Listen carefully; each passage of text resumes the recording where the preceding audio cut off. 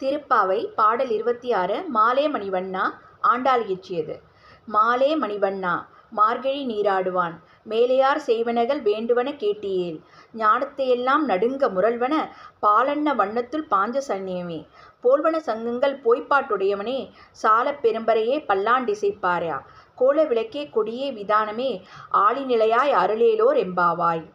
அதாவது பக்தர்களிடம் மிகுந்த அன்பு கொண்டவனே, நீலக்கல் நிறத்தவனே, பெரிய கடலில் ஆளிலையில் மிதப்பவனே, பெரியவர்களால் வழிவழியாக மேற்கொள்ளப்படும் மார்கழி நோன்பிற்கு உலகத்தையே அதிர வைக்கும் ஒளியையும் பால் சாதம் போன்ற நிறத்தையும் உன் சங்காகிய பாஞ்சன்யத்தை போன்றதுமான வலம்புரி சங்குகளையும் பெரிய முரசுகளையும் பல்லாண்டு பாடும் பெரியோரையும் மங்கள தீபங்களையும் கொடிகளையும் தந்து இந்த நோன்பை நிறைவேற்றுவதற்குரிய இடத்தையும் அளித்து அருள் செய்ய வேண்டும் என வேண்டுகிறாள் ஆண்டாள்.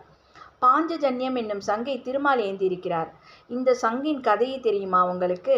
பாஞ்சசன் என்ற அசுரன் சாந்தீபினி என்ற முனிவரின் மகனை கொன்றுவிட்டு கடலில் போய் மறைந்து கொண்டான். கிருஷ்ணர் அந்த சாந்தீபினி முனிவரிடம் மாணவராக சேர்ந்தார். குருதட்சிணையாக தன் மகனை கொன்ற அசுரனை பழிவாங்க வேண்டும் என சாந்தீபினி முனிவர் உத்தரவிட்டிருந்தார். கிருஷ்ணனும் பஞ்சசனை கொன்று அவனை சங்காக மாற்றி தனது கையில் வைத்து கொண்டார். இது அசுர சங்கு என்பதால் தான் குருஷேத்திரத்தில் களத்தில் அதை ஊதும் பொழுதெல்லாம் அதன் பேரொலி கேட்டு எதிரிப்படைகள் நடுங்கின. எனவே தனது நோன்பிற்காக அந்த சங்கையே எடுத்து வருமாறு ஆண்டாள் வேண்டுகிறாள். நன்றி, வணக்கம்.